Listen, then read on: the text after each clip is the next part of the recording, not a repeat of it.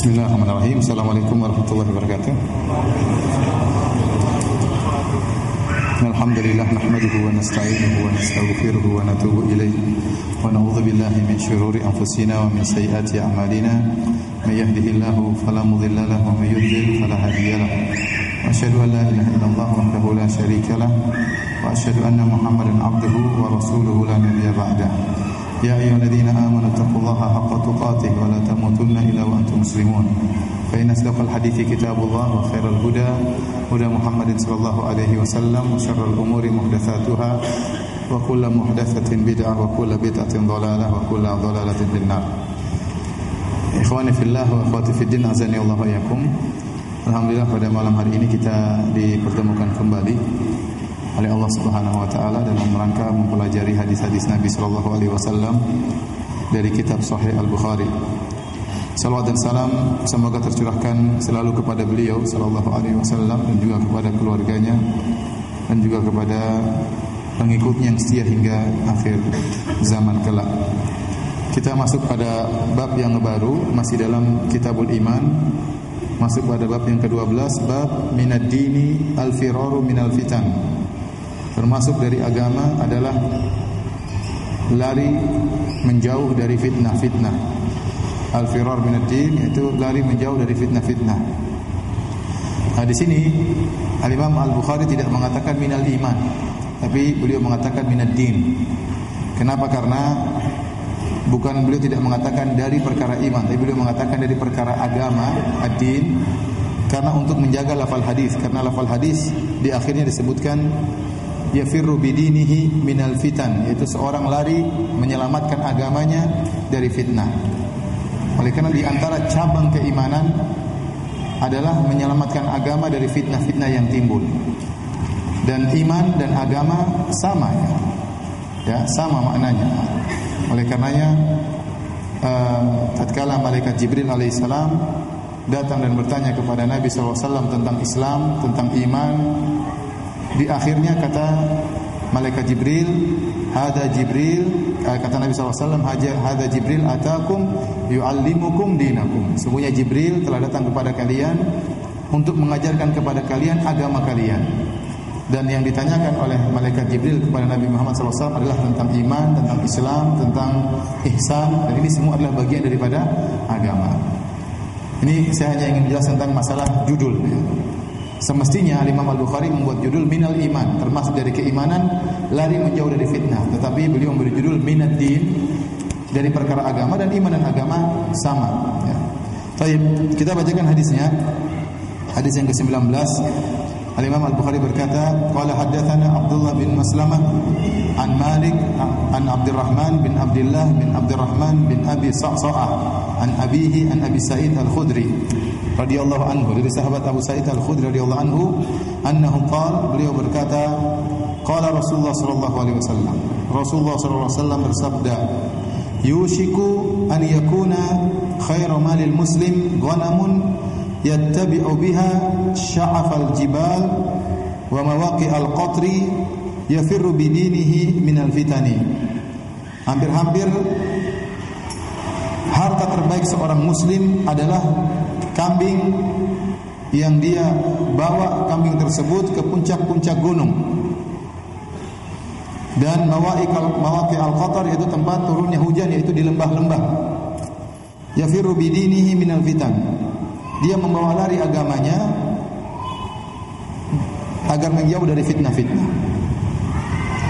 Saya ulangi, Rasulullah SAW bersabda, hampir-hampir harta terbaik seorang muslim adalah kambing yang dia bawa ke puncak-puncak gunung. Sya'af al-jibal artinya ru'usul jibal, puncak-puncak gunung. Atau dia bawa ke mawaqi' al-qatar, artinya butunul audiyah, butunil audiyah, yaitu lembah-lembah. Buat apa dia bawa kambing ke puncak-puncak gunung dan ke bawah ke lembah-lembah? Yafirru bidinihi minal fitan, karena dia ingin menyelamatkan agamanya dari fitnah-fitnah. Baik, hadirin dan hadirat yang dirahmati Allah Subhanahu wa taala, kenapa disebutkan khusus kambing? Kok tidak disebutkan dia bawa pergi onta, atau dia bawa pergi ayam, ya, atau dia bawa pergi hewan yang lainnya? Sebenarnya Allah mengatakan bahwasanya dikhususkan penyebutan kambing karena orang yang menggembala kambing biasanya tawadhu, jauh dari kesombongan. Ya, jauh dari kesombongan. Berbeda tatkala orang mungkin memelihara kuda atau onta, kadang-kadang ada kegagahan, merasa angkuh. Tapi kalau dia memelihara kambing, apa yang mau dia banggakan dengan kambing-kambingnya? Ya, enggak ada kambing. Ya, oleh karenanya para anbiya seluruhnya menggembala kambing. Kata Nabi, tidak ada seorang nabi pun kecuali menggembalakan kambing. Sampai Nabi SAW pun pernah menggembalakan kambing. Oleh karenanya dikhususkan penyebutan kambing karena orang yang menggembalakan kambing, dia pergi jauh meninggalkan fitnah dan dia merasakan tawadhu, sibuk mengurus kambing. Apalagi mengurus kambing itu perlu kesabaran, ya. Apalagi kambing sering berpecar-pecar. Kemudian kambing-kambing ada yang sakit, ada yang nakal, ada yang baik, macam-macam. Ya. Sebenarnya mengatakan di antara hikmah kenapa para nabi menggembalakan kambing-kambing, ya, untuk melatih mereka bagaimana mengurus berbagai macam model yang berbeda-beda dengan butuh kesabaran dan penuh kelembutan sebelum mereka mengurus manusia secara umum. Sebab yang pertama disebutkan kambing adalah demikian, karena memelihara kambing menimbulkan ketawaduan. Sebab yang kedua, sebagian ulama mengatakan seperti Ibnu Rajab Al-Hambali, bahwasanya seorang yang menjauh dari manusia kemudian dia sibuk mengurus kambing-kambingnya, maka sudah cukup baginya. Makanya disebut oleh Nabi, yushiku an yakuna khairu malil muslim. Hampir-hampir harta terbaik seorang muslim, ghanamun yatba'uha biha syafa'al jibal. Kambing yang dia bawa ke atas puncak-puncak gunung. Kenapa? Karena dengan kambing sudah cukup bagi dia seluruhnya. Dengan kambing-kambing yang dia miliki cukup. Kalau dia ingin minum susu, ada susu kambing. Kalau dia ingin motong daging, ada daging apa? Kambing. Kalau dia ingin pakai baju, ada bulu kambing. Bisa dibikin apa? Baju. Ya, keperluan dia sehari-hari sudah terpenuhi dengan kambing. Berbeda dengan hewan-hewan yang lainnya. Ya, kalau onta, ya, susah dibawa ke gunung-gunung. Kemudian juga onta bisa minum mungkin di perah susunya, bisa disembelih tapi tidak bisa digunakan untuk jadikan pakaian. Berbeda dengan kambing. Jadi kalau seorang ingin menjauh dari manusia, ingin menyelamatkan agamanya, maka cukup dia melihara kambing-kambing, maka keperluannya sudah terpenuhi. Baik, hadirin dan hadirat yang dirahmati oleh Allah Subhanahu wa taala. Ini dalil disunahkan bagi seorang kalau timbul fitnah yang luar biasa di negerinya, maka dia hendaknya menjauh dari fitnah-fitnah tersebut. Bahkan sibuk ngurus kambing daripada sibuk ngurus fitnah. Ya, lebih baik dia mengurus kambing. Namun kata para ulama, ini berlaku kalau memang fitnah sudah benar-benar merajalela. Maka seorang pergi menjauh ke kampung-kampung, ya, menjauh dari kota, menjauh dari tempat-tempat fitnah. Tetapi kalau ternyata di kota tidak ada fitnah atau fitnah kecil dibandingkan dengan kebaikan yang banyak, maka seorang tidak boleh tabaddi, yaitu tidak boleh menjadi badui. Ada larangan dari Nabi sallallahu alaihi wasallam. Ya, seorang tidak boleh menjauh dari kota kemudian pergi menyendiri dari manusia, ini dilarang. Apalagi dalam rangka untuk beribadah menjauh dari manusia, maka ini dilarang. Kecuali kalau tempat tinggalnya penuh dengan fitnah, maka dia lebih mengutamakan menyelamatkan agamanya daripada dunianya. Tetapi kalau di kota tidak ada fitnah-fitnah, ya artinya atau fitnah kecil dibandingkan dengan kebaikan-kebaikan yang banyak, maka hendaknya dia tetap di kota untuk mendapatkan banyak kebaikan. Baik. Kenapa dia lari menjauh dari manusia, dari masyarakat? Ibnu Rajab menjelaskan, ya, karena kalau sudah terjadi fitnah, saya bacakan perkataan beliau biar lebih pasti, ya. Beliau berkata, yahrubu khasyatan ala dinihi minal wuqu' fil fitan. Dia kabur dari kota menuju ke puncak-puncak gunung dan lembah-lembah karena takut, ya, jangan sampai agamanya terjerumus dalam fitnah. Fa inna man khalaqal fitan wa ahlul qital 'alal muluk 'alal malik lam yaslam dinuhu minal itsm. Karena barang siapa yang bercampur dengan fitnah atau bercampur dengan orang-orang yang memberontak terhadap raja, memerangi raja, atau berperang karena ingin kekuasaan, lam yaslam dinuhu minal itsm, maka dia pasti tidak akan selamat dari dosa.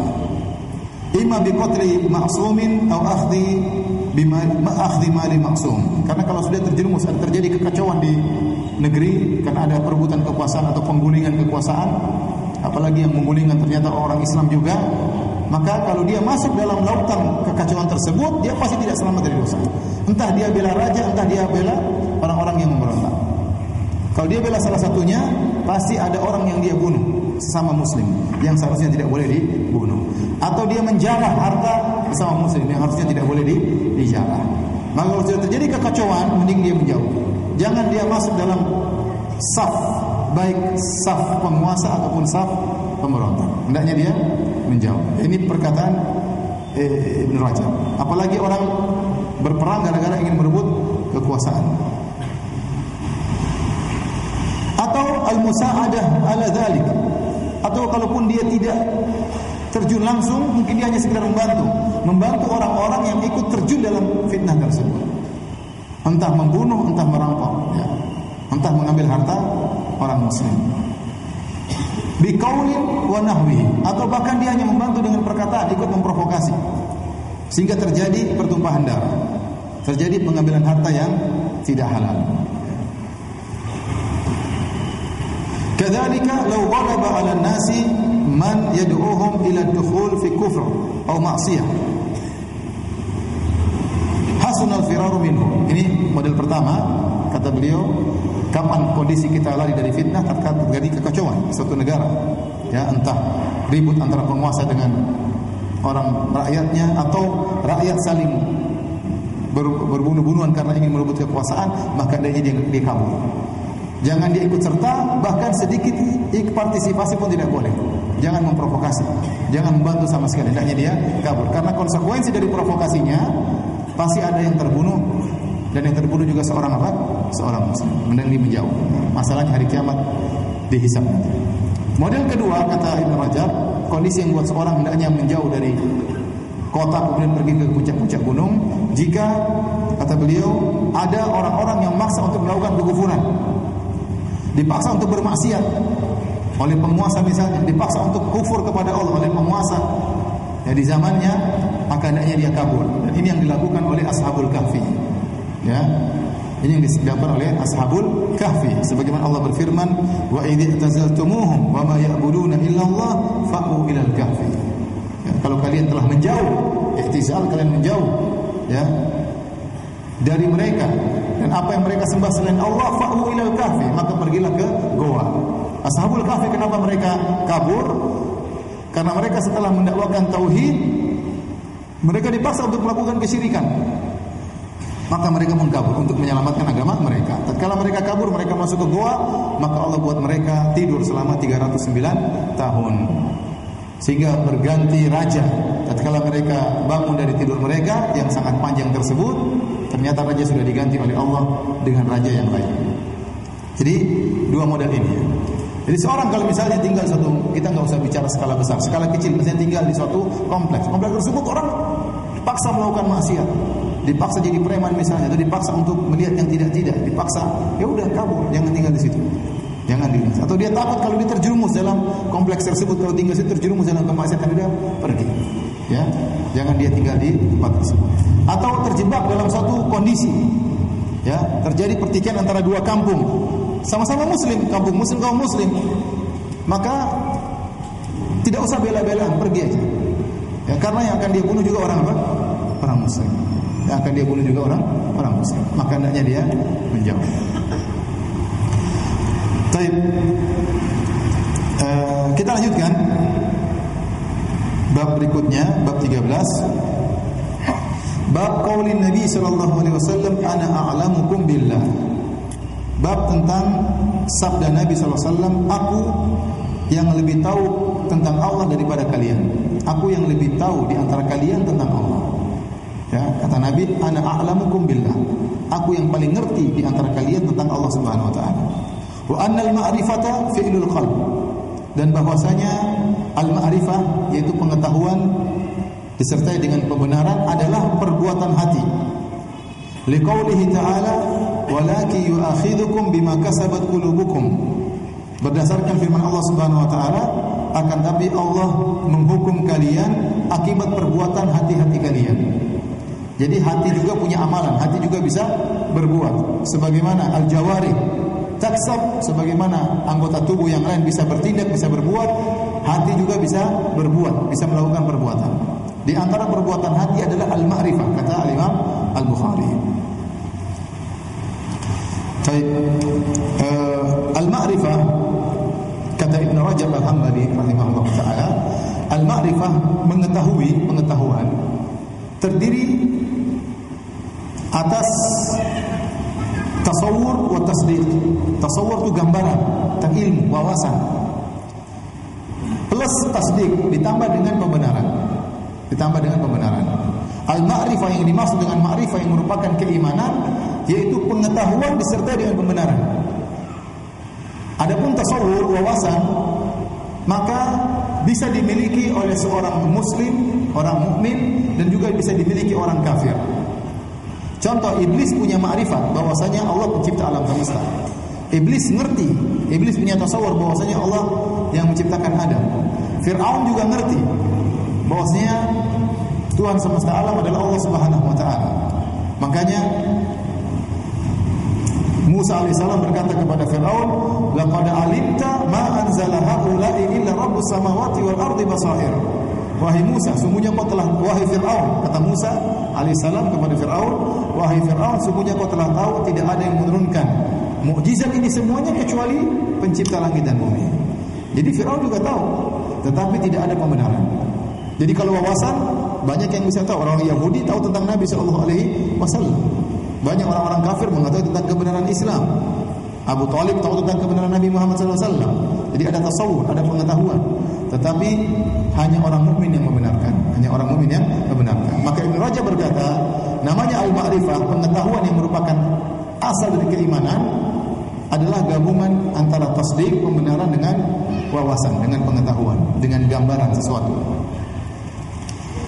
Dan di sini Al-Imam Al-Bukhari ingin menjelaskan bahwasanya al-qalb juga berbuat, ya. Karena apa? Karena untuk mengetahui wawasan, untuk memiliki ilmu, wawasan dan pembenaran, butuh dalil-dalil. Maka hati mengamati, otak memikirkan, sehingga timbullah pengetahuan disertai dengan pembenaran. Jadi Al-Imam Al-Bukhari, ya, ingin membantah orang-orang Al-Murji'ah, ya, yang mengatakan bahwasanya iman itu cuma di hati dan tidak bertingkat-tingkat. Nah, Al-Imam Al-Bukhari menjelaskan bahwasanya iman benar asalnya di hati pun bisa bertingkat-tingkat. Karena wawasan bisa bertambah atau tidak? Bisa bertambah. Pembenaran bisa bertambah atau tidak? Bisa bertambah. Orang semakin membenarkan. Makanya sudah kita sampaikan, Nabi Ibrahim berkata, "Rabbi arini kaifa tuhyil mauta." Ya Allah, tunjukkanlah kepadaku bagaimana Engkau menghidupkan yang mati. Nabi Ibrahim sudah yakin bahwasanya Allah bisa menghidupkan yang mati. Sudah membenarkan. Tetapi ada pembenaran yang lebih tingkat tinggi lagi, yaitu kalau melihat langsung, ya. Qala awalam tu'min, kata Allah, apakah kau tidak beriman? Kata Nabi Ibrahim, qala bala, saya beriman ya Allah, walakin liyatma'inna qalbi, akan tapi supaya lebih mantap lagi hatiku. Maka Allah tunjukkan bagaimana Allah menghidupkan yang mati. Maka semakin lagi pembenarannya siapa? Nabi Ibrahim. Jadi iman dalam hati bertingkat-tingkat, ya. Semuanya bertingkat-tingkat. Masalah pembenaran bertingkat-tingkat, masalah khasyah, takut kepada Allah bertingkat-tingkat, masalah berharap kepada Allah juga bertingkat-tingkat, tawakal kepada Allah juga bertingkat-tingkat, ikhlasnya seorang juga bertingkat-tingkat. Berbeda, tidak sama. Ada orang yang tawakalnya luar biasa tinggi, ada orang yang yakinnya luar biasa tinggi, ada orang yang khasyahnya kepada Allah sangat tinggi, ada yang khasyahnya takut sama Allah tapi sedang-sedang, tawakalnya kepada Allah tapi masih tawakal juga sama bos misalnya, masih tawakal sama pekerjaannya, ya. Jadi bertingkat-tingkat, ya. Sehingga amalan hati juga bertingkat-tingkat. Tapi hadirin dan hadirat yang dirahmati oleh Allah Subhanahu wa taala, di sini ada beberapa faedah. Pertama, hadis ini membantah pendapat Al-Karramiyah. Saya sudah pernah jelaskan di papan tulis, Al-Karramiyah itu kelompok dari kelompok Al-Murji'ah yang ekstrim, yang mengatakan bahwasanya iman cukup di lisan. Iman cukup apa di lisan. Dan kita sudah bantah, kalau iman cukup di lisan melazimkan orang-orang munafik juga beriman. Karena orang-orang munafik beriman dengan lisan mereka, adapun hati mereka mengingkari syariat Allah Subhanahu wa taala. Kemudian juga ini dalil untuk membantah orang-orang Murji'ah ya secara umum, karena orang-orang Murji'ah mengatakan iman itu tidak bertingkat-tingkat. Iman itu satu, tidak bertingkat-tingkat, hanya satu model. Padahal Nabi berkata, "Ana a'lamukum billah." Aku yang lebih tahu tentang Allah daripada kalian. Jadi ilmu tentang Allah itu iman. Ternyata iman kita tentu tidak sama dengan iman Nabi Muhammad SAW. Jadi iman bertingkat, iman di hati dan bertingkat-tingkat. Ya. Kemudian ada pembahasan yang disinggung oleh Al-Hafidz Ibnu Hajar, dan ini pembahasan yang penting. Al-Hafidz Ibnu Hajar dalam kitabnya Fathul Bari, beliau membantah orang-orang Asy'ariyah. Imam Ibnu Hajar, beliau punya pemikiran tamasyur, sering terpengaruh dengan Asy'ariyah. Namun dalam sebagian hal beliau membantah orang-orang apa? Asy'ariyah.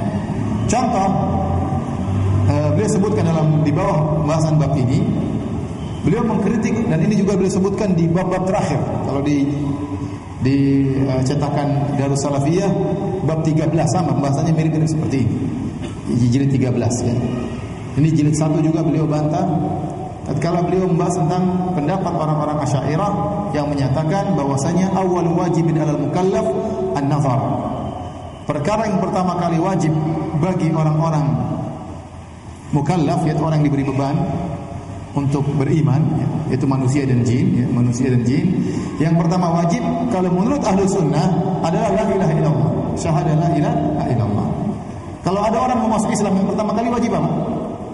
La ilaha illallah, syahadah la ilaha illallah, Rasul, masuk Islam, selesai. Baru nanti belajar sedikit demi sedikit. Kata mereka tidak. Yang pertama kali wajib bukan syahadah la ilaha illallah, tapi an-nazar, yaitu mengamati. Kata mereka karena seorang tidak boleh beriman kepada Tuhan kecuali dengan dalil. Tidak boleh ikut-ikutan. Dalilnya apa? Dalil mereka sebut dengan nazar. Nazar itu pengamatan. Pengamatannya bagaimana? Mereka punya teori sendiri tentang pengamatan yang dimaksud. Maka Anda harus mengerti bahwasanya apa dalilnya ada Tuhan.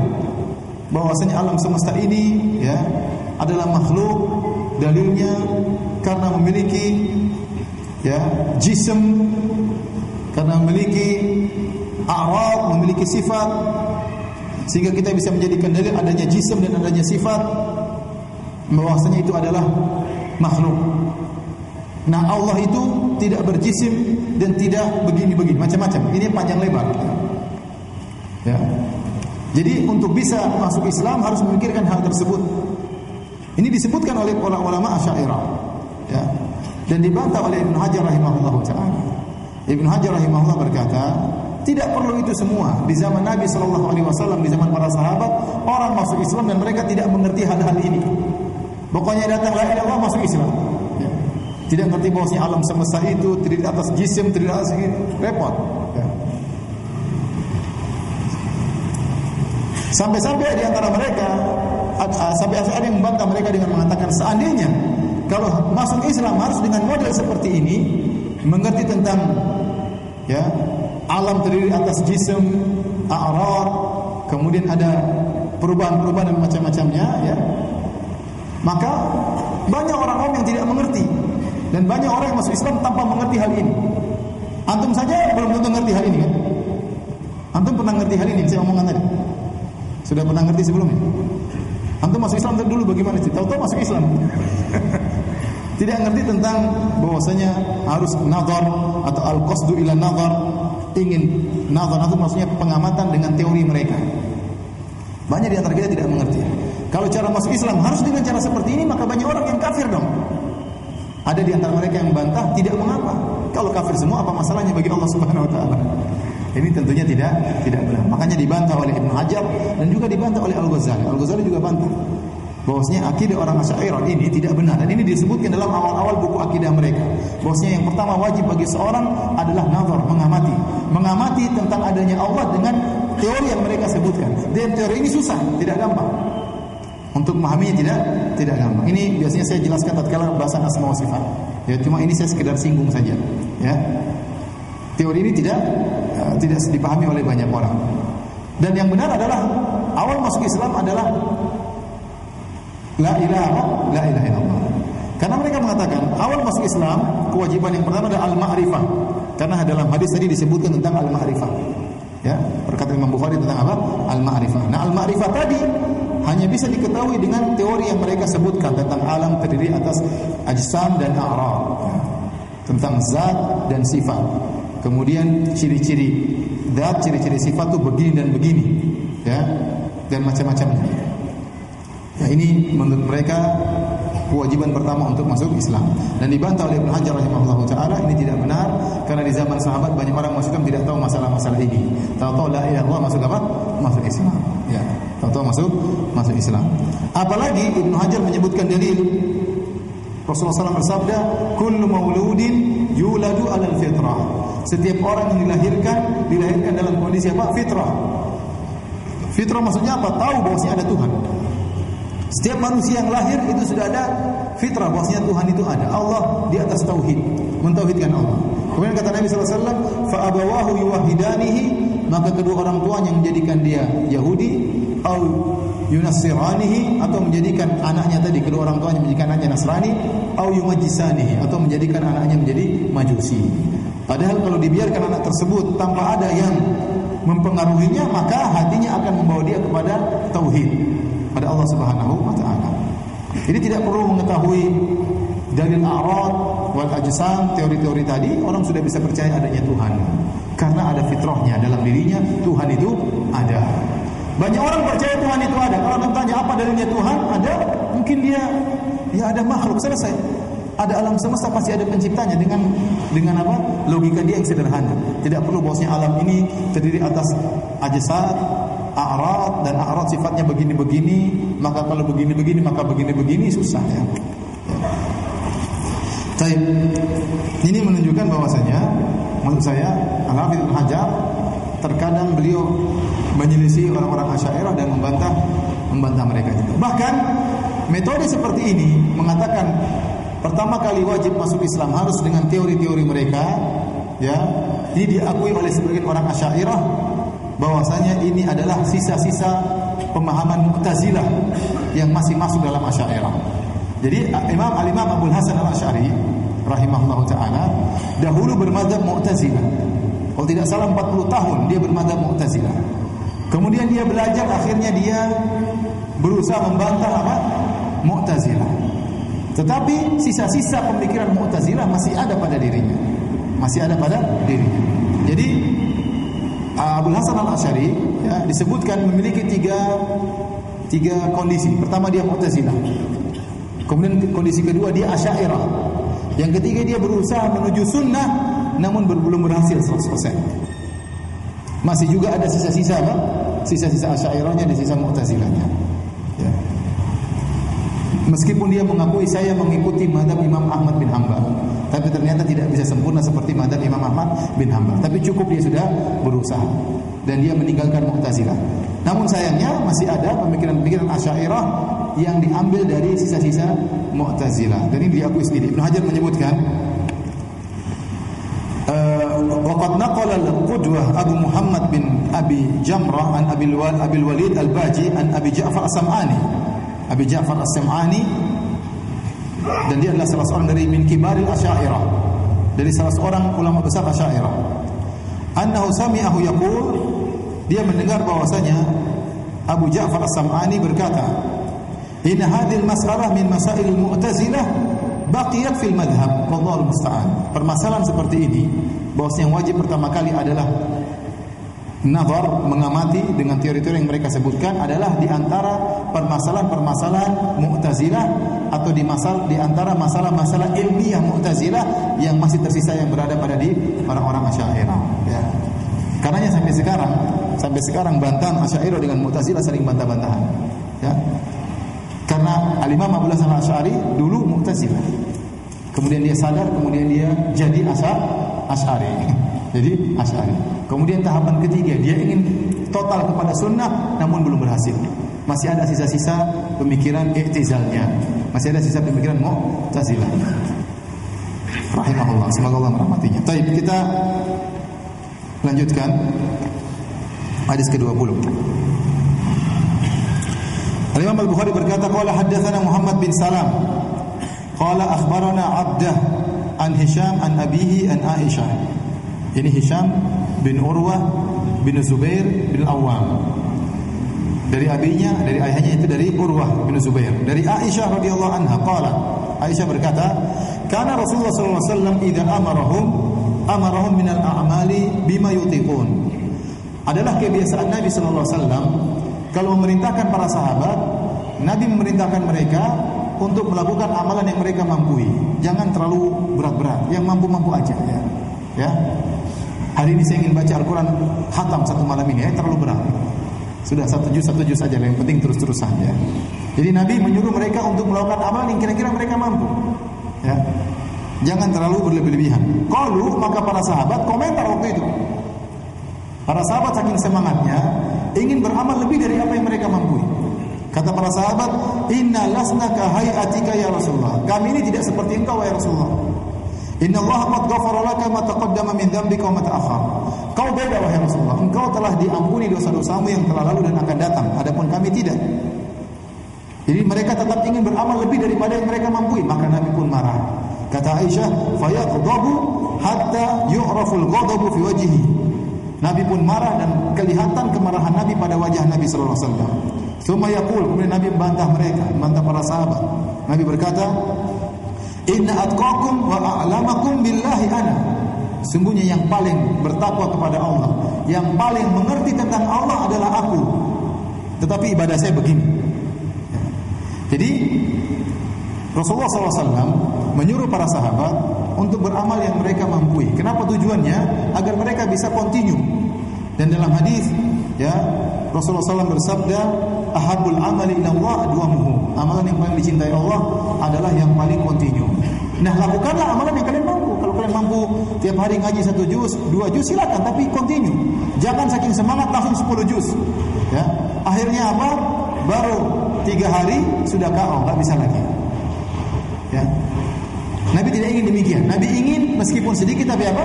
Berkesinambungan. Makanya dalam hadis tadi kata Rasulullah SAW, "Ahabul a'mali ila Allah adwamuha wa in qall." Amalan yang paling dicintai oleh Allah adalah yang berkesinambungan terus meskipun sedikit tapi berkesinambungan. Allah lebih senang. Berarti Anda continue mengingat Allah daripada Anda ingat Allah banyak-banyak atau berhenti. Allah lebih suka Anda mengingat Allah meskipun sedikit tapi apa? Tapi continue. Tapi continue. Ya. Kalau tidak mampu salat malam tiap malam 12 rakaat atau 3 rakaat tapi continue. Ustaz, saya belum mampu 11 rakaat tiap malam. Ya sudah, 5 rakaat enggak apa. Ustaz, saya tidak bisa salat 1 jam tiap malam. Terus berapa? Bisanya 5 menit. Ya enggak apa 5 menit tapi terus-terusan. Nanti kalau sudah merasa kuat, naik jadi 10 menit. Sudah merasa kuat, naik lagi 1/4 jam. Tapi jangan langsung semangat, langsung setengah jam, habis cuma 2 hari setengah jam, 3 hari setengah jam, besoknya sudah tidak pernah salat malam lagi. Ya, ini kurang disukai oleh Nabi SAW. Nabi lebih suka, atau Allah lebih suka amalan yang sedikit tapi continue. Dan Nabi SAW ingin kebaikan bagi para sahabat. Makanya kata Rasulullah SAW, "Alaikum minal amali ma tutiqun." Lakukanlah amalan yang kalian mampu. Sahabat yakin semangat, enggak mau, enggak nurut sama Nabi.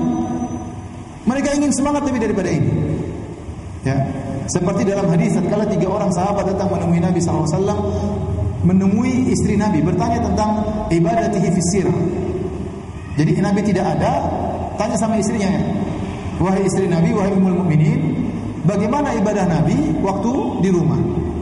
Maka istri Nabi jelaskan, Nabi salatnya begini, mungkin zikirnya begini. Kata sang perawi, "Faka'annahum taqalluha." Maka 3 sahabat ini merasa amalan Nabi sedikit. Maka setelah itu mereka ingin amalan lebih banyak.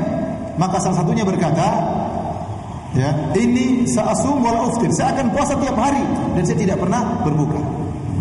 Jadi puasa tiap hari, bukan puasa Daud lagi, ya. Puasa Daud kuadrat, ya, tiap hari. Tiap hari. Kalau Daud kan puasa sehari berbuka. Enggak, ini puasa terus. Yang satunya berkata, "Ana usholil lail wala anam." Saya akan sholat semalam suntuk dan saya tidak tidur. Nanti tidur siang aja. Semalam sholat terus. Semangat. Satunya lagi berkata, "Ana sa'atazilun nisa." Saya akan beribadah maka saya tidak mau nikah. Semuanya semangat atau tidak? Semangat. Dan mereka punya logika. Kata mereka, Nabi SAW qad ghufira lahu ma taqaddama min dzambi wa ma ta'akhkhar. Nabi sudah diampuni dosa-dosanya yang telah lalu dan akan datang. Nah, kita tidak tahu kita seperti apa. Maka kalau Nabi ibadahnya misalnya sekian, kita harus lebih banyak. Dan logika ini sebenarnya benar, tapi disalahkan oleh Nabi. Logikanya benar, ini orang, Nabi SAW sudah diampuni dosa-dosanya yang telah lalu dan akan datang. Ibadahnya misalnya 2 jam. Nah, saya dosa-dosa saya tidak ada yang jamin. Kalau gitu ibadah saya 10 jam. Logikanya benar atau tidak? Benar. Karena semakin banyak beribadah, semakin banyak ampunan, semakin banyak pahala. Nabi aja sudah diampuni cuma segitu, kita harus lebih banyak. Ternyata ini semua salah. Dan Nabi SAW tidak datang. Siapa tadi yang bilang tidak mau nikah sama perempuan? Ya udah, enggak usah nikah aja. Insya Allah kuat. Ayo. Siapa tadi bilang enggak mau salat malam? Ayo semangat, tawakal sama Allah. Yang tidak mau tidur salat malam terus. Ayo semangat, insya Allah kuat. Nabi tidak bilang begitu. Satu lagi mengatakan saya puasa terus. Nabi tidak mengatakan ayo semangat, insya Allah kuat. Mereka niatnya baik. Di antara 3 orang tersebut kalau tidak salah Utsman bin Mas'ud dan di antaranya Ali bin Abi Thalib. Orang-orang hebat. Maka Nabi pun bantah mereka satu persatu. Kata Nabi, fa ana atqakum billah wa akhsyakum. Sama seperti hadis ini. Aku adalah orang yang paling bertakwa kepada Allah dan aku adalah orang yang paling takut kepada Allah. Meskipun saya yang paling bertakwa daripada kalian dan ketakwaan itu melazimkan ibadah yang banyak. Toh ibadah saya cuma segini. Ana usolli wa anam. Saya salat malam dan saya tidur. Wa asum wa uftir. Saya berpuasa dan saya berbuka. Wa atazawwajun nisa, dan saya menikahi para wanita. Kemudian Nabi tutup bantahannya dengan berkata, "Faman raghiba an sunnati falaysa minni." Barang siapa yang benci dengan sunnahku, maka bukan dari golonganku. Makanya waktu para sahabat mengatakan, kata Nabi, "Lakukanlah amalan yang kalian mampu." Kata para sahabat, "Ya Rasulullah, kita tidak sama dengan engkau. Kalau Anda diampuni dosa-dosanya yang telah lalu dan akan datang, kita belum tentu. Makanya ibadah kita banyak." Rasulullah marah. Kenapa Rasulullah SAW marah? Dijelaskan oleh para ulama, karena ini melazimkan engkau ingin nambah-nambah ibadah, berarti ibadah saya belum sempurna kalau begitu. Seakan-akan ada petunjuk yang lebih hebat dari petunjuk Nabi SAW. Padahal Rasulullah SAW dalam hadisnya, dalam khutbahnya berkata, wa khairul huda huda Muhammadin. Sebaik-baik petunjuk adalah petunjuk siapa? Muhammad SAW. Jadi jangan Anda menyangka ada syariat yang lebih hebat daripada yang dikerjakan oleh Rasulullah SAW. Rasulullah SAW yang beliau kerjakan, cara salat malam beliau, cara puasa beliau itu yang terbaik. Tidak boleh lebih daripada itu. Makanya Rasulullah SAW tegur mereka, lakukan. Karena kenapa Rasulullah SAW marah? Karena pernyataan mereka, kami ingin ibadah lebih daripada Anda, mengesankan bahwasanya ibadah Nabi kurang. Ibadah Nabi apa? Kurang. Kemudian mengesankan bahwasanya ittiba kepada Nabi itu juga kurang. Padahal Allah mengatakan, ya, fattabi'uni. Ya, kata Allah Subhanahu wa taala, "Qul in kuntum tuhibbunallah," katakanlah wahai Muhammad, kalau kalian cinta kepada Allah, ikuti aku. Jadi ittiba yang paling sempurna adalah mengikuti Nabi SAW dengan cara model ibadah Nabi SAW. Jadi kita akan sebutkan beberapa faedah yang disebutkan oleh Al-Hafidz Ibnu Hajar. Di antaranya, ya, al-wukuf inda ma hadda syari'u min azimatin wa rukhsah.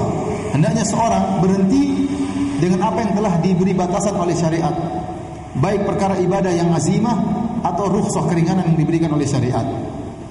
Wa'tiqadu anna al-akhdha bil arfaq al-muwafiq lisyar'i aula min al-asyaqqi al-mukhalif lahu. Dan hendaknya seorang yakin bahwasanya mengambil syariat yang lebih ringan, yang sesuai dengan syariat, itu lebih baik daripada yang semangat kenceng tapi tidak sesuai dengan apa? Syariat. Jadi tidak semua yang semangat lebih banyak itu lebih baik, belum tentu. Contoh sederhana, salat orang yang musafir, mana yang lebih afdal? 2 rakaat atau 4 rakaat? 2 rakaat. Kalau ada orang musafir, dia salat 2 rakaat saja, tanpa qabliyah, tanpa ba'diyah, mana yang lebih afdal? Dia atau seorang yang musafir salat 4 rakaat dengan qabliyah dan ba'diyah? Mana lebih afdal? Yang 2 rakaat tanpa ba'diyah dan tanpa qabliyah. Karena itu yang dikerjakan oleh Nabi SAW.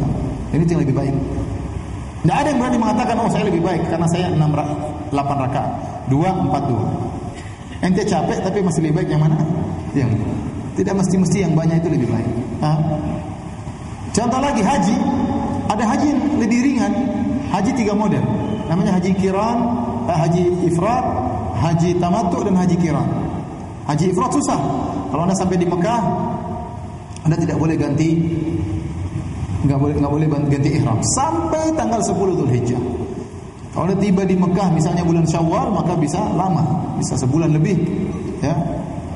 Syawal, kemudian Dzulqa'dah, kemudian Dzulhijjah, ya, bisa 1 bulan lebih Anda tidak boleh ganti baju ihram. Dan ini berat. Berarti larangan ihram berjalan terus. Makanya haji ifrad jarang yang suka melakukannya, kecuali penduduk kota Mekah. Ya. Tapi kalau dari luar jarang yang ifrad. Ada sebagian dari ribuan orang Indonesia paling 1-2 orang yang haji ifrad. Ya. Jarang. Haji tamattu lebih mudah. Haji qiran pelaksananya juga persis seperti haji ifrad. Haji qiran pelaksananya persis seperti haji ifrad, hanya saja harus potong kambing atau potong unta. Yang paling mudah haji tamattu. Haji tamattu datang umrah dulu, ganti baju. Boleh berhubungan dengan istri, boleh pakai minyak wangi. Nanti tanggal 8 Dzulhijjah baru pakai ihram lagi. Lebih enak yang mana? Haji tamattu. Tapi itu haji yang terbaik. Itu haji yang terbaik. Maksud saya, tidak mesti sesuatu yang lebih susah itu lebih banyak apa? Pahalanya. Lebih baik yang ringan, kata Ibnu Hajar yang bilang, al-akhdha bil arfaq, mengambil yang paling ringan yang sesuai dengan syariat itu lebih baik daripada yang susah tapi tidak sesuai dengan apa? Syariat. Saya kadang ada orang berzikir sampai 7.000 kali. La ilaha illallah. Mana ada contoh dari Nabi tidak? Tidak. Belum tentu lebih baik. Meskipun 7.000 kali, belum tentu lebih baik. Ya. Bahkan Nabi mencontohkan demikian. Jawabannya tidak. Ya. Oleh karena yang dicontohkan oleh Nabi adalah yang lebih terbaik. Wa khairul huda huda Muhammad. Sebaik-baik petunjuk adalah petunjuk Muhammad sallallahu alaihi wasallam. Azan kan? Ya. Baik, habis azan kita lanjutkan.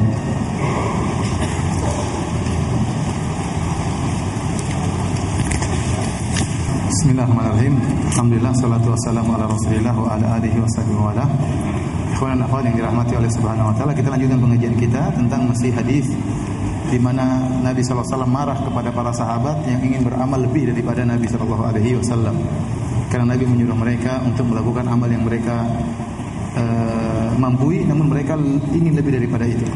Di antara faedah yang disebutkan oleh Hafidz Ibnu Hajar dari hadis ini, yaitu kata beliau, annal aula fil ibadah al-qasdu wal mulazamah. Yang paling utama dalam beribadah adalah yang pertengahan namun continue. Jangan berlebih-lebihan, yang pertengahan tapi continue. Kenapa? Sebagian ulama berpendapat kalau kita berlebih-lebihan pada satu perkara, maka pasti ada porsi lain yang terbengkalaikan, yang tergadaikan. Dan Islam itu ada porsi-porsinya. Contoh, kalau seorang sholat malam terus tidak tidur, besok dia nggak bisa bekerja. Padahal dia harus ngurus anak apa? Istrinya. Ya, harus ngurus anak istrinya. Ya. Oleh karenanya jangan kita berlebihan pada satu porsi sehingga yang lain akhirnya terbengkalai. Islam adalah agama yang sempurna, memperhatikan dari segala sisi. Dari segala sisi diperhatikan ada porsinya. Makanya kata Ibnu Hajar, yang paling utama dalam ibadah adalah yang sedang tetapi berkontinu. Lal mubalaghah al mufdiyah ila tark, bukan berlebih-lebihan yang akhirnya ujung-ujungnya berhenti, putus. Kama jaa fil hadits al-akhar, sebagaimana dalam hadis yang lain kata Ibnu Hajar, al mumbattu la ardan qata'a wa la dhahran abqa. Dalam hadis Rasulullah SAW mengatakan seorang ini yang semangat mengencangkan ontanya, jadi dia dalam pasukan, dalam kelompok orang yang bersafar, ada satu yang dia semangati ontanya sampai jalan terus. Ontanya dipaksa sampai akhirnya di ujung ontanya berhenti, capek. Sudah capek nggak bisa jalan, ontanya sakit, akhirnya teman-teman yang lain melampaui dia. Kata Nabi SAW, la ardan qata'a, dia tidak sampai pada tujuannya, wala dhahran abqa, dan dia juga tidak membiarkan ontanya ditinggal aja, nggak usah dibawa sehingga ngambil manfaat. Coba ontanya tidak usah dia bawa, taruh aja di rumahnya, mungkin bisa bermanfaat untuk keluarganya atau yang lainnya. Ini dia bawa, tapi cara bawanya dengan tergesa-gesa, dengan maksa, akhirnya ontanya putus di tengah jalan. Ya. Ini kata Nabi SAW. Nabi SAW mengibaratkan seperti ini. Maka seorang ya jangan genjot kemudian langsung tahu-tahu apa bensinnya habis. Jangan. Jadi seorang pelan-pelan aja, yang penting continue lebih baik. Continue lebih baik. Jangan terpedaya dengan orang yang semangat luar biasa. Ya mudah-mudahan dia semangat terus, tapi ya kita berusaha sesuai dengan kita mampu. Seorang baca sejarah tentang salaf. Para salaf dahulu baca Quran 3 hari khatam, 3 hari khatam. Mereka tidak tiba-tiba demikian ya ikhwan. Mereka dengan tahapan-tahapan. Antum langsung tiba-tiba pengen loncat tahapan level 7. Level setengah aja belum selesai, langsung level berapa? Level 7. Ya enggak bisa. Antum harus dengan level perlahan. Kalau kuat lagi naik lagi ya. Ada orang baca Abu Bakar menginfakkan seluruh hartanya, kemudian dia semangat. Sudah semua harta saya sumbangkan. Semuanya 100%. Besok istrinya minta makan, aduh kenapa menyesal, kenapa kemarin saya sumbangkan seluruh hartaku. Istrinya minta ini, ibunya sakit ya. Dia nggak mampu ya. Jangan seorang melihat para salaf ibadahnya luar biasa, sudah level 100, dia baru level 1 belum lulus, sudah langsung loncat level 100. Makanya seorang ya berusaha semampu yang dia mampu. Ya, beramal sesuai dengan yang dia mampu dan sedikit tapi tentunya lebih disukai oleh Allah Subhanahu wa taala. Kemudian kata Hafiz Ibnu Hajar ya, at-tanbih ala shiddati raghbati sahabah fil ibadah wa talabihim az-ziyadah min al-khair. Ini menjelaskan tentang semangatnya para sahabat dalam beribadah. Tapi disalahkan oleh Nabi sallallahu alaihi wasallam. Tapi menunjukkan mereka apa? Semangat. Seperti waktu Nabi sallallahu alaihi wasallam salat tarawih, baru tengah malam selesai, Rasulullah SAW kemudian selesai, para sahabat minta tambah. Ya. Kata para sahabat radhiyallahu taala anhum kepada Nabi sallallahu alaihi wasallam, "Ya Rasulullah, ya masih ada tengah malam lagi. Kita lanjutkan sampai sahur." Itu para sahabat. Kalau kita imamnya berhenti, alhamdulillah. Maka Nabi SAW mengatakan, "Man shallama al-imami hatta yansarif, kutiba lahu qiyamul lailah." Barang siapa yang salat sama imam, ya, karena para sahabat mengatakan, "Ya Rasulullah, law nafaltana baqiya lailatina hadhihi." Ya Rasulullah, bagaimana kalau lanjutkan sampai sahur? Rasulullah SAW mengatakan, sudah cukup. "Man shallama al-imami hatta yansarif, kutiba lahu qiyamul lailah." Barang siapa yang salat sama imam sampai selesai, tidak mesti harus sampai sahur, maka dicatat baginya salat semalam suntuk. Lihat, Islam sangat memperhatikan kemampuan ya seseorang, kemampuan umatnya. Meskipun sahabat semangat, tapi tidak disetujui oleh Nabi sallallahu alaihi wasallam. Kemudian yang selanjutnya, masyru'iyatul ghadab inda mukhalafatil amri syar'i. Disyariatkannya marah tatkala ada penyelisihan syariat, syariatkannya marah. Wal inkar 'alal hadik al mutaahhil li fahmil ma'na idza qassara fil fahm. Demikian juga marah kepada orang yang cerdas yang kita tahu harusnya dia paham. Ini siapa namanya? Ibnu Hajar ingin memuji sahabat. Sahabat kenapa dimarahi oleh Nabi? Bukan karena sebenarnya mereka paham, ya. Harusnya mereka paham, tapi mereka kurang paham, mereka salah paham karena kurang perhatian, akhirnya dimarah oleh Nabi sallallahu alaihi wasallam. Sebagai tahridhan lahu ala tayaqquz, agar segera sadar bahwasanya mereka salah. Jadi boleh marah sesuai dengan aturan marah kalau ada penyimpangan. Saya ingatkan, kalau kita pun marah harus dengan syar'i. Saya ingatkan kalau marah pun harus dengan apa? Syariat. Ya, jangan kita marah berlebihan. Contoh, ada orang mencuri barang kita. Kita marah boleh atau tidak? Boleh. Tapi jangan kita bunuh orang tersebut. Itu namanya marah berlebihan. Akhirnya marah kita pun tidak syar'i. Orang mencuri paling banter tangannya dipotong. Terus kita tangkap, kita tonjok sampai mati, ya ini kita salah namanya. Sama, ada orang istrinya dicerai gara-gara apa? Dia bangunkan istrinya salat subuh. Istrinya bilang, "Nanti Mas." Terus dia pergi salat subuh, balik istrinya masih belum bangun. "Nanti Mas, nanti kamu saya cerai." Dia marah, benar atau tidak? Berhak marah. Istrinya menunda salat subuh, tapi jangan diceraikan. Itu namanya marah berlebihan. Maka marah itu boleh, tapi juga ada batasan syariatnya. Kemudian yang berikutnya, jawazu tahaddutsil mar'i bima fihi min fadlin bihasabil hajah lidzalik indal amni minal mubahat wa ta'azum. Boleh seorang menyebutkan kelebihannya kalau memang perlu.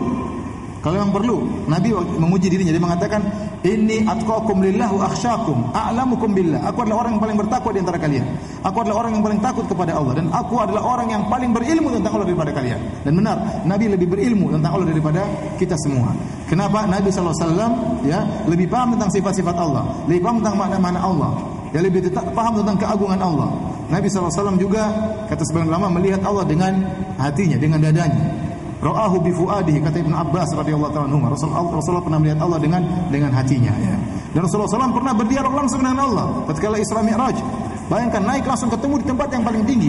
Maka Nabi lebih tahu tentang Allah. Tetapi ibadah saya begini, kata Nabi SAW. Jangan berlebihan seperti kalian. Ibadah saya segini. Saya yang paling alim, tapi ibadah saya segini, ya. Jadi Nabi memuji dirinya atau menyebutkan kelebihannya karena ada keperluan untuk membantah mereka. Ya, seakan-akan mereka kalau beribadah lebih baik daripada Nabi. Nabi bilang salah. Saya yang lebih bertakwa. Seharusnya orang bertakwa ibadahnya paling top. Nah, topnya saya seperti ini. Kalian tidak bisa lebih top dari saya. Kalau lebih berarti salah. Berlebihan berarti apa? Salah. Jadi tujuan Nabi muji dirinya dalam rangka untuk apa? Ada keperluan. Tidak boleh seorang muji dirinya tanpa ada keperluan. Ya. Tidak boleh seorang tahu-tahu cerita, oh saya hebat. Yang bilang jadi menghebat-hebatkan dirinya sendiri. Saya masya Allah, masya Allah dirinya sendiri. Ada orang seperti itu. Saya masya Allah, saya begini. Buat apa ya? Ya, buat apa? Cerita-cerita kelebihan dia, cerita-cerita karamat dia, buat apa? Nanti maunya apa cerita seperti itu? Kecuali kalau ada hajat, ada keperluan. Kalau enggak, buat apa ente cerita-cerita? Saya pernah begini, doa saya pasti dikabulkan. Saya ngapain ya? Ya, membuat orang akhirnya mengagungkan Anda, berlebihan kepada Anda. Apa maksud Anda seperti itu? Tidak perlu. Ya, hati ini sangat lemah, pintu riya terbuka sangat lebar. Ya, pintu pengkultusan juga sangat besar. Ya. Oleh karena boleh seorang menyebutkan kelebihan dirinya tatkala ada keperluan. Tatkala ada keperluan. Baik. Kita lanjutkan hadis berikutnya, 2 hadis lagi, insyaallah masih sabar atau tidak? Ikhwan saya, masya Allah antum, ya, bukan masya Allah saya, masya Allah antum ya. Sabar, ini belajar nggak gampang. Belajar Sahih Bukhari itu tidak gampang. Ya. Mikir serius ya, ya, melawan ngantuk, melawan lapar ya. Kalau itu saya juga ya. Tapi antum bersabar, ya. Antum bersabar. Dan untuk ilmu seperti itu. Ya. Kita pengen khatam ya harus banyak yang kita ambil hadisnya. Kalau ini jilid 1 dari sudah berapa bulan nggak habis-habis ya. Masih seberapa? Masih sedikit ya. Jadi gimana lagi? Tapi antum sabar, ya tahu. Bab man kariha an ya'uda fil kufri kama yakra an yulqa fin nar minal iman. Bahwasanya membenci untuk kembali kepada kekufuran sebagaimana dibenci dilempar dalam neraka jahanam itu bagian daripada iman. Ini hadis sudah pernah kita baca. Jadi sikap seorang benci kembali kepada kekufuran seperti benci kembali dilemparkan dalam neraka, ini sudah pernah kita baca dalam hadis. Ya, saya bacakan lagi. Qala haddatsana Sulaiman bin Harb, qala haddatsana Syu'bah an Qatadah an Anas bin Malik, an Nabi sallallahu alaihi wasallam qala.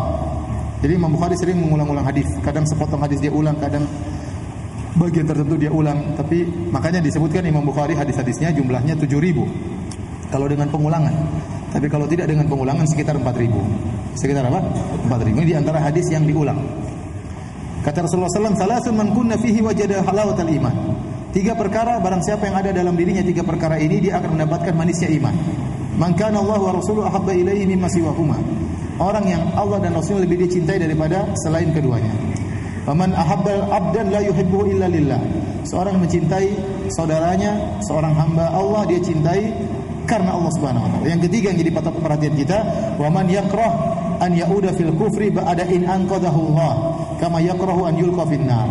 Seorang yang benci untuk kembali kepada kekufuran setelah Allah selamatkan dia dari kekufuran sebagaimana dia benci untuk dilemparkan dalam neraka jahanam. Paham lafalnya, saya ulangi. Di antara keimanan adalah perasaan dalam diri kita benci untuk kembali kepada kekufuran setelah Allah menyelamatkan dia dari kekufuran sebagaimana kita benci kalau dilemparkan dalam neraka jahanam. Antum bisa enggak mengamalkan ini? Antum pernah kufur enggak? Ada yang pernah? Antum pernah kafir? Atau sejak lahir sudah Islam? Hah? Kebanyakan antum lahir sudah apa? Islam. Nah, bagaimana antum mengamalkan hadis ini? Benci untuk kembali ke kufuran setelah Allah selamatkan dia daripada kekufuran sebagaimana benci lempar dengan neraka jahanam. Kalau ada orang mu'allaf masuk Islam, ya dia bisa amalkan hadis ini. Karena dia dulu pernah kafir dan dia benci kembali lagi kepada kekafiran sebagaimana dia benci lempar dalam neraka jahanam. Nah, antum pernah kafir atau belum? Apa sejak lahir sudah Islam? Antum sejak lahir sudah apa? Islam. Nah, bagaimana mengamalkan hadis ini? Kata Al-Hafidz Ibnu Rajab Al-Hambali, benci untuk kembali kepada kekufuran tidak mesti pernah kufur. Saya ulangi. Benci untuk kembali ke kekufuran tidak mesti harus pernah apa? Kufur. Antum lahir sejak Islam itu sudah diselamatkan dari kekufuran oleh Allah Subhanahu wa taala. Paham? Antum lahir sudah Islam itu berarti Allah sudah selamatkan antum sejak kecil dari apa? Kekafiran.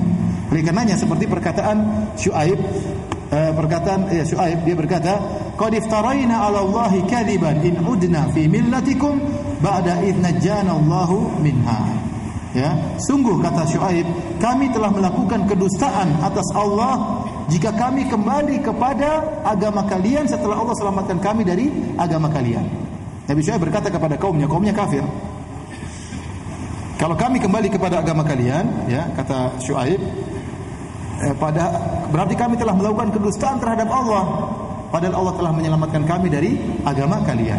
Apakah Nabi Syuaib pernah kafir? Jawabannya tidak pernah. Tapi Nabi Syuaib mengatakan Allah pernah menyelamatkan aku dari agama kalian. Artinya sejak awal dia tidak pernah kafir, dan dia tidak kafir itu berarti sudah selamat dari apa? Kekafiran. Paham maksud saya? Ini butuh mikir loh. Butuh mikir, apalagi saya ngomongnya cepat ya. Jadi maksud saya, benci untuk kembali kepada kekufuran tidak mesti seorang harus pernah kafir terlebih dahulu. Contohnya Allah mengatakan, Allahu waliyul ladzina amanu yukhrijuhum minadh-dhulumati ilan nur. Allah adalah penolong orang-orang beriman, mengeluarkan orang beriman dari kegelapan menuju jalan terang benderang. Tidak semua sebagai banyak sahabat yang dahulunya kafir, dalam kegelapan dikeluarkan oleh Allah menuju jalan terang benderang. Namun banyak tabi'in yang langsung Islam, tidak pernah dalam kegelapan. Tetapi lahirnya mereka langsung dalam kondisi Islam, itu berarti sudah selamat dari apa? Kegelapan. Paham? Jadi hadis ini pun bisa Anda amalkan meskipun Anda tidak pernah apa? Kufur, tidak pernah kafir, tapi Anda benci dengan kekafiran, Anda benci dengan kesyirikan. Karena Allah telah selamatkan saya sejak lahir. Saya tidak pernah musyrik dan saya benci kepada kesyirikan. Itu iman. Bukan malah iman kekufuran, bukan malah senang dengan kesyirikan, bukan malah bikin acara kesyirikan, bukan malah menyokong acara apa? Kesyirikan. Mana benci kepada kesyirikan? Mana benci kepada kekafiran? Malah menyokong apa? Kekafiran. Tidak boleh. Ya. Seperti misalnya ada acara penyembelihan kepala kerbau diletakkan di pantai selatan. Tidak boleh kita ikut serta. Kita senang rame-rame sana, rame-rame orang, banyak wisata yang lihat, orang-orang turis yang lihat orang Indonesia bahlul-bahlul seperti ini. Tidak boleh, kita harusnya benci, bukan malah kita ikut serta dalam apa? Acara kesyirikan tersebut. Kita benci kepada kesyirikan sebagaimana benci kalau dilemparkan dalam neraka jahanam. Tapi hadis yang terakhir pada malam hari ini, bab ke-15, bab tafadhuli ahli iman fil a'mal. Bab tentang bertingkat-tingkatnya orang yang beriman dalam amalan. Hadis nomor 22, qala haddatsana Ismail, qala haddatsani Malik, an Amr bin Yahya al-Mazini, an abihi an Abi Sa'id al-Khudri radhiyallahu anhu. Dari sahabat Abi Sa'id al-Khudri radhiyallahu anhu, anin Nabi sallallahu alaihi wasallam, dari Nabi sallallahu alaihi wasallam beliau bersabda, yadkhulu ahlul jannatil jannah. Penduduk surga masuk surga. Wa ahlun narin nara. Penghuni neraka masuk neraka. Tsumma yaqulu Allah Ta'ala, kemudian Allah berkata, akhriju man kana fi qalbihi mithqalu habbatin min khardalin min iman. Kata Allah, keluarkanlah dari neraka jahanam orang yang dalam hatinya ada keimanan meskipun sebesar biji sawi, iman sedikit. Fayukhrajuna minha, maka ada orang-orang yang dikeluarkan dari neraka jahanam. Tadi masuk neraka, tapi dia masih punya iman. Setelah disiksa, Allah kasih syafaat, suruh keluarkan. Qad iswaddu, wajah mereka sudah hitam, badan mereka sudah mengarang. Fayulqauna fi nahri al-hayat. Dalam riwayat al-haya, maka mereka pun dilemparkan dalam suatu sungai namanya sungai kehidupan, atau disebut dengan sungai air hujan. Al-haya tanpa ada hamzah, tanpa ada ta, al-haya itu artinya al-matar dalam bahasa Arab. Jadi ada dalam riwayat al-haya, ada al-haya, ada al-hayat. Ya. Namun dirajikan al-hayat atau al-haya karena al-haya artinya malu. Jadi mereka pun dimasukkan dalam sungai kehidupan atau sungai hujan. Fayambutuna kama tambutul hibbatu fi janibi sayl. Maka tadinya mereka sudah mengarang, sudah hancur, lalu mereka tumbuh kembali seperti benih yang tumbuh di pinggiran sungai atau aliran air. Alam tara annaha takhruju safra multawiyatan? Tidakkah kau lihat bahwasanya benih kemudian tumbuh menguning dan melingkar-lingkar, ya, akhirnya kemudian mengeras seperti itu. Jadi pertama tumbuh apa? Menguning, kemudian apa? Melingkar-lingkar seperti benih yang apa? Yang tumbuh. Ya. Ini hadis, ya.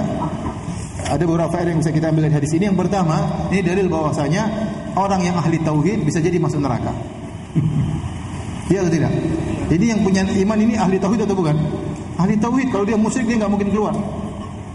Karena jangan sampai seorang hanya melihat hadis-hadis tentang tauhid kemudian akhirnya dia bermaksiat, dia menyangka yang penting saya bertauhid, saya akan masuk surga. Iya, kau pasti masuk surga, tapi bisa jadi mampir dulu di neraka. Bisa jadi mampir dulu di neraka, ya. Karena seperti ada cerita seorang ustaz, dia dulu mengajar anak-anak kecil tentang tauhid, ya. Sampai besar, anak itu tetap saja tidak berbuat bid'ah dan tidak berbuat syirik, tapi mirip-mirip bajingan, preman. Tapi preman bertauhid. Ini khawatirnya salah paham ya. Benar tauhid itu ya masih mending lah daripada sudah preman ahlul bidah lagi. Ini preman bertauhid, tapi salah ya. Ingat, bukan berarti kalau Anda sudah bertauhid Anda kemudian gampangin masalah. Ada orang sudah ngaji dia merasa tidak berbuat syirik, utang enggak bayar-bayar, cuek ya. Kemudian gibahin siapa sana sini enggak ada masalah bagi dia, ya. Seperti itu, menyakiti orang tidak jadi masalah, nipu orang, ini kan dosa-dosa. Yang penting ada tauhid. Ya, benar Anda bertauhid tapi bisa jadi masuk neraka terlebih dahulu. Makanya Ibnu Taimiyah mengatakan mutawatir ada ahli tauhid dalam neraka jahanam. Ya, ada ahli tauhid dalam neraka jahanam. Karena kalau orang tauhidnya mantap, ya dia tidak akan seperti itu. Ya dia melakukan kesalahan tapi tidak seperti itu. Salah ya dia bertobat, salah dia bertobat ya. Tapi kalau orang terus-menerus bermaksiat berarti tauhidnya lemah. Kalau tauhidnya lemah tidak kuat untuk membakar dosa-dosa tersebut, maka dia terancam untuk masuk dalam neraka jahanam. Di antaranya ini orang-orang ini. Ya. Kemudian juga di antara faedah dari hadis ini, ya, bahwasanya iman dalam hati bertingkat-tingkat. Karena dalam hadis ini Allah mengatakan akhriju man kana fi qalbihi. Keluarkan orang yang dalam hatinya ada sebesar biji sawi apa keimanan. Berarti iman itu bertingkat-tingkat. Ada yang sebesar biji sawi, ada yang sebesar apa ya, ada yang besar sekali, ya. Yang ternyata yang sebesar biji sawi ini masuk neraka jahanam. Namun suatu saat akan dikeluarkan. Iman bertingkat-tingkat. Dan kita pun tahu iman kita terkadang naik, terkadang iman kita turun. Makanya dikatakan di antara fikih kecerdasan seorang hamba, dia tahu kapan imannya naik dan kapan imannya turun. Kalau dia tahu kapan imannya turun, segera dia perbaiki. Jangan dia cuek saja dengan hatinya. Imannya turun dia cuekin saja. Dia tahu dari mana imannya turun. Saya kalau begini iman saya turun. Saya kalau begini iman saya turun. Dia tahu, Allah berikan perasaan. Oleh karenanya antum harus berusaha ngerti kapan iman saya turun. Kalau saya ketemu teman tertentu ngobrol-ngobrol kok rasanya iman saya lemah, jangan lagi melakukannya. Kalau saya pergi ke majelis tertentu ternyata saya rasa iman saya kok lemah, jangan lagi ke situ. Kalau saya lihat sesuatu kelihatannya iman saya lemah, sudah jangan lagi lihat itu. Ya. Jadi seorang harus cerdas kapan dia tahu imannya apa? Lemah, sehingga dia bisa menghindarkan sebab-sebab yang bisa membuat lemah imannya. Ya. Kemudian di antara faedah dari hadis ini yaitu bantahan terhadap ahlul bidah, bantahan terhadap orang-orang khawarij yang mengkafirkan pelaku dosa besar. Ini orang melakukan dosa besar, disiksa, tapi akhirnya bisa keluar dari apa? Neraka. Orang-orang khawarij mengatakan pelaku dosa besar kafir, kalau sudah masuk neraka enggak keluar-keluar. Kekal. Demikian juga karena dia kafir. Mu'tazilah juga demikian. Mu'tazilah berpendapat pelaku dosa besar adalah fi manzilah baina manzilatain, di tengah-tengah di antara mukmin dan kafir, tidak mukmin tidak juga kafir tapi di tengah-tengah, dan di neraka juga kafir, di neraka juga kekal. Dan sampai sekarang masih ada sebagian kelompok firqah di Indonesia yang berkeyakinan bahwasanya kalau seorang sudah masuk neraka tidak bakalan keluar. Tidak bakalan keluar. Kata mereka tidak ada dalam Al-Qur'an orang bakalan keluar dari neraka jahanam. Tapi kita bilang dalam hadis ada. Di antaranya hadis yang sedang kita bahas ini. Karena Allah Maha Adil. Tidak Allah afanajal muslimina kal mujrimin? Apakah kita samakan orang Islam dengan orang kafir? Tidak sama. Orang kafir tidak punya iman. Dia kafir kepada Allah, kafir kepada Rasulullah. Adapun orang mukmin meskipun dia penjahat, meskipun dia bajingan, meskipun dia pelaku dosa besar, dia masih ada la ilaha illallah. Selama belum batal, suatu saat dia akan dimasukkan dalam surga. La ilaha illallah itu mahal. Nilainya tinggi di sisi Allah Subhanahu wa taala. Baik, demikian saja para hadirin dan hadirat yang dirahmati Allah Subhanahu wa taala kajian kita. Enggak tahu ada tanya jawab enggak ya? Ini ada pertanyaan, Ustaz, saya ingin bertanya, bagaimana cara yakin kepada Allah seutuh-utuhnya dan cara menghindari keraguan syubhat dalam pikiran? Mohon penjelasannya. Kalau antum masih ada syubhat, berarti antum masih ada iman. Berarti setan datang menggoda, tapi antum harus lawan. Antum berta'awudz, a'udzubillahi minasyaitonir rajim. Pertama itu yang paling penting. A'udzubillahi minasyaitonir rajim. Ya. Karena setan akan datang menggoda antum. Ya. Dalam hadis disebutkan, kata yang bilang begini, setan akan bisikan demikian buat antum meragu. Makanya sebagian orang terjerumus dalam apa? Ilhad, dalam kekufuran. Hati-hati. Saya pernah di Masjid Nabawi habis ceramah pengajian, ada seorang datang. Ikut pengajian, lagi umrah. Lagi umrah ikut apa? Pengajian. Ustaz, Tuhan itu ada atau tidak? Ini lagi umrah. Tuhan itu ada atau tidak? Saya kaget sekali waktu itu. Saya pikir mau tanya apa? Tanya Tuhan itu ada atau tidak? Lagi umrah ini, ya. Saya bilang ya Tuhan itu ada, buktinya banyak. Buktinya kan sering doa kita dikabulkan ya. Sering kita diselamatkan oleh Allah Subhanahu wa taala. Banyak ya bukti-bukti. Alam semesta enggak mungkin terjadi dengan apa? Sendirinya ya. Am khuliqu min ghairi syai'in humul khaliqun. Apakah mereka diciptakan tanpa ya pencipta? Am humul khaliqun, apakah mereka menciptakan diri mereka sendiri? Enggak mungkin. Pasti ada penciptanya. Pasti ada penciptanya ya. Dan macam-macam ya. Jadi kita harus yakin Allah itu ada ya. Kalau ada pikiran-pikiran menggoda, kita berta'awudz, auzubillahi minasyaitonir rajim. Ya, ada seorang datang kepada Ibnu Abbas kalau enggak salah.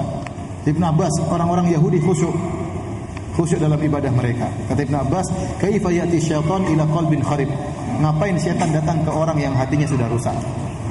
Jadi kalau antum salat ada waswas ya berarti antum masih ada iman. Makanya digoda setan. Tapi kalau orang Yahudi mereka enggak perlu digoda karena mereka teman setan. Biar enggak usah digoda, sudah khusyuk, biarin aja. Kalau antum masih ada iman, orang setan ganggu, itu tanda antum ada iman.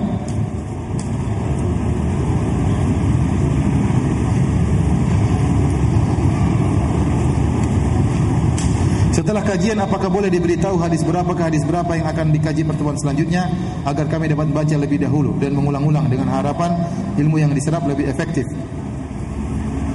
Kira-kira aja, saya kira-kira berapa hadis ya? Saya nggak bisa pastikan ya. Kira-kira 3 hadis, 4 hadis ya. Kalau antum ingin belajar, baca 4 hadis sebelum datang ke sini. Baca terjemah Fathul Bari, baca 4 hadis sehingga waktu antum ikuti bisa langsung tahu di mana tepat untuk kasih komentar ya. Ya, tahu di mana pembahasannya. Bagus kalau begitu. Kira-kira 3 atau 4 hadis.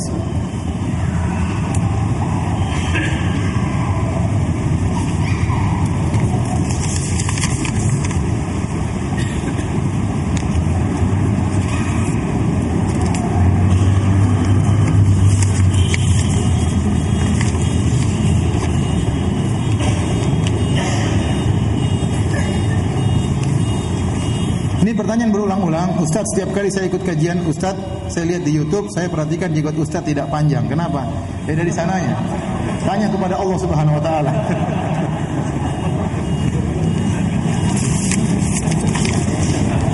Dan saya terima apa yang Allah takdirkan kepada saya. Ini sudah ditakdir atau tidak? Sudah ditakdirkan. Ada hikmahnya, ya. Teman-teman yang jenggotnya panjang kalau keluar negeri diperiksanya habis-habisan. Kemarin ada salah seorang ustaz cerita sama saya, ketemu di muka. Ustaz, saya masuk di satu negara kafir, saya diperiksa, dituduh saya bawa senjata. Kemudian suruh berdiri, saya tahu dia ngerjain saya.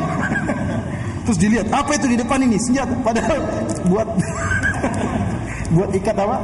Ini loh yang dua ikat karet celana. Itu kenapa muncul itu senjata katanya? Subhanallah. Saya tahu saya dikerjain dari iman lagi katanya. Kenapa jenggotnya apa? Jenggotnya panjang. Saya bilang kasih tahu sama orang itu, ini senjata bisa bolak-balik, bisa mundur ke belakang. Jadi kalau saya alhamdulillah masuk ke beberapa negara kafir aman-aman aja ya. Karena penampilan oke. Yang jenggot lebih oke tentunya. Nama sudah tidak Islami, Firanda ya. Ini sudah jenggot, namanya Abdullah, namanya Zainal, wah repot. Jadi ada hikmahnya semuanya, alhamdulillah ya.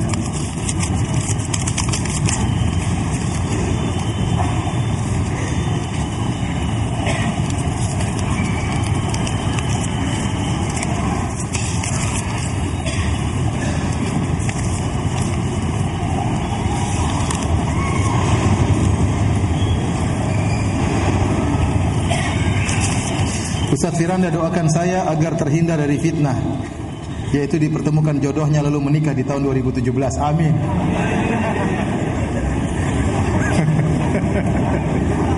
Harus 2017 kan? 2018 kenapa? Kelamaan ya. Dia nggak sebut namanya di sini.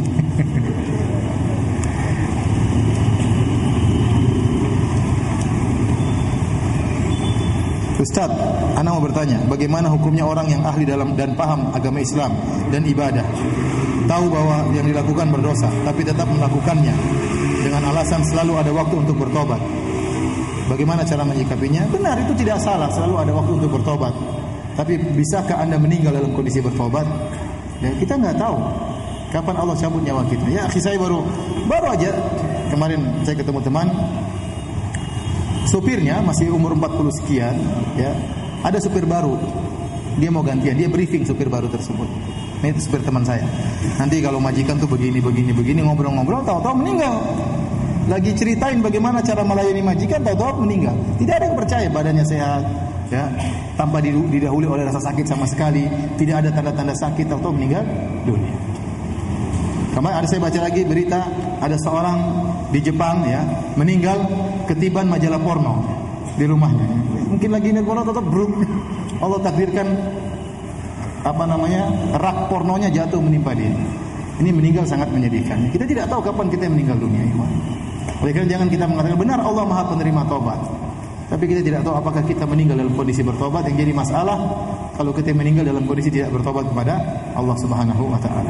Demikian saja para hadirin hadirat kajian kita. Insyaallah kita lanjutkan lagi pada kesempatan berikutnya. Minggu depan libur, ya, karena saya ada safar ke Jember, ya, ke STDI, ada acara di sana. Nanti kita kasih pengumuman lagi insyaallah. Subhanakallah bihamdik asyhadu an la ilaha illa anta astaghfiruka wa atubu ilaik. Assalamualaikum warahmatullahi wabarakatuh.